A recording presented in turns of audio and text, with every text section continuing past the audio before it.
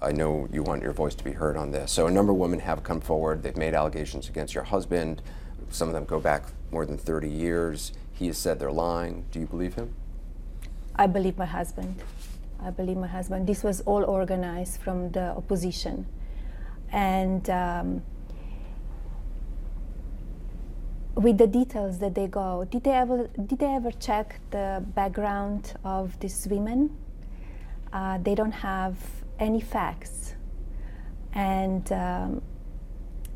even the story that came out in People magazine, the writer, that she said that my husband took her to the room and started kissing her. She wrote in the same story about me that she saw me on Fifth Avenue, and I said to her, Natasha, how can we don't see you anymore? I was never friend with her. I would not recognize her. That never happened? Never happened. That's why I sent them the letter, because it discredited the story. Right, your lawyer has sent a letter to People magazine saying they have to retract. Yes, because it was not true. So how we could believe her? That never happened. I was never friend with her. I saw her, she interviewed us twice. She came to the wedding, and for that story, that's it. I would not recognize her on the street or ask her why we don't see her anymore. So that was another thing, like, you know, people come out saying lies and not true stuff. Has this whole campaign been harder than you expected? I mean, I know you said you came into this with your eyes open, but has it been tougher than you expected? I didn't expect media will be so dishonest and so mean. I didn't expect that. Also for me, from the beginning, I never had one correct story, one honest story. From New York Post, 2 days in a row, they put me on the cover with the pictures that I did many, many years ago as a model. I'm very proud I did those pictures. I'm not ashamed of my body. I feel very comfortable with myself and with my body. And they were taken for a European French magazine. And in Europe, we are proud of bodies, no matter what size you are. And it was done as an art, as a celebration of female body. So they put it twice in a row. In that story, they put the date when pictures were taken wrong. They never called me when the pictures were taken. Right, there were allegations that it was much earlier than you were actually here. Correct, and suddenly it becomes, I'm here illegally, I was married before. I said, like, yeah, find me the husband that I was married before my husband. So there were a lot of dishonest stuff. And that surprised me, that they will not check the facts and that reporters will just write. And surprised me also because every story, it's a female reporter. And that's why when they went too far on the website, one of the websites and newspapers, and the blogger as well, I said, this is it. I will fight for myself. I will fight for my name. They cannot damage my name and my reputation because it's not true. And the names that they're calling me, they're calling my husband, they're calling my family, it's unacceptable. In defending himself, and your husband has, again, categorically said these allegations are all false. Yes. He's made some comments about the way some of the women who are accusing him look. What do you think about that? Well, that's him. He's raw.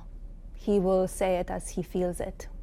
So, I know he respects women, but he's defending himself because they are lies. You have a young son. Yes. Is he aware of all this? Is that a conversation you have to have with your son? I let him have a normal childhood as possible. We talk a lot about the campaign. We talk about the language because I don't allow that he uses bad language. He's in that age, and all the boys are in that age. That, yeah, they say some bad words, and it's very normal. They're growing up. But I tell him that, you know, there are consequences as well, and he needs to be careful the language he uses. I teach him, I tell him, that's why it was my decision not to be on the campaign trail. I don't listen to anybody about what to do, what to say it, when to do interviews. If it will be, for example, for my husband or the campaign, they will have me on the trail all the time. They wish to have me there. But I made the decision. I will be a parent to our boy, to our child. Your husband said last week that you two are stronger today than you ever were before. Do you feel that way? We always have a great marriage and strong relationship. And he said many times, you know, that I'm a rock for a whole family. And yes, we are very strong. We are two independent people thinking on their own and have a very open conversation. And I think that's very healthy for the relationship. The other thing that's being talked a lot about on the campaign trail, your husband is saying he believes the election is rigged, that there's a lot of forces trying to rig it. Do you feel that as well? Well, I see it how the media is portraying. I see how they're reporting and what they want to say and what they don't want to say. They're going, just for example, he makes a speech 45 minutes long. They take a sentence out and they're going on and on and on about that sentence, nothing else. And he talks about the issues, and that's what American people want to hear. It's about issues, about jobs, about the future of our country, and that's what he wants to do. He wants to secure the borders, he wants to secure America, he wants to bring jobs back, he wants to bring economy back, and he's very passionate about American people because he knows he can do that. He's a worker, he's a fighter, he's very passionate about it, and he will not give up. He will fight till the end. And he will fight for American people as he's fighting now for himself. You have one more debate coming up. Do you Yes. get nervous? No. You don't? No. I always said to him, be you, be yourself, be calm, be focused, stay on the issues, because American people, they want to hear what you will do for them. Because we discuss many times at home, and I know what is in his mind, and the way he can lead that country. We're 3 weeks to the election. If you could let the American people know one thing about your husband, what would it be? Because right now, the latest polls show, I think, more than 60% of people believe your husband made some sort of unwanted advances. What do you want those people to know? What would you say to them? That my husband is kind and he's a gentleman, and he would never do that.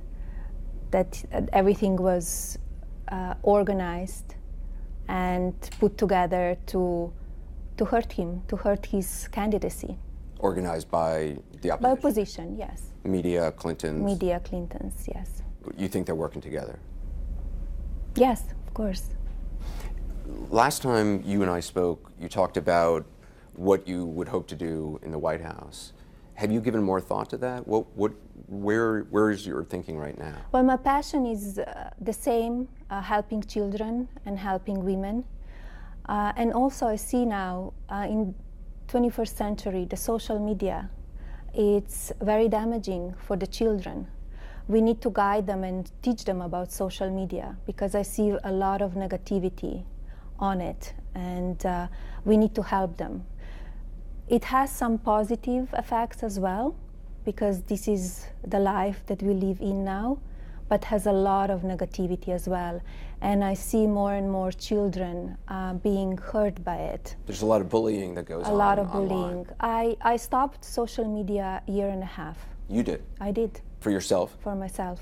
I post some of the stuff, but I'm not posting. I'm not an attention seeker. My life is not a photo app. And I decided not to be on social media anymore because I see the negativity, and it's not healthy.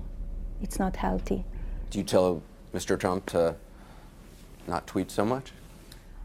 Yes, but that's his decision. He's an adult. He knows the consequences. I give him many advices, but sometimes he listens, sometimes he doesn't, and he will do what he wants to do on the end, as I would do what I want to do. Well, thank you very much. Thank you.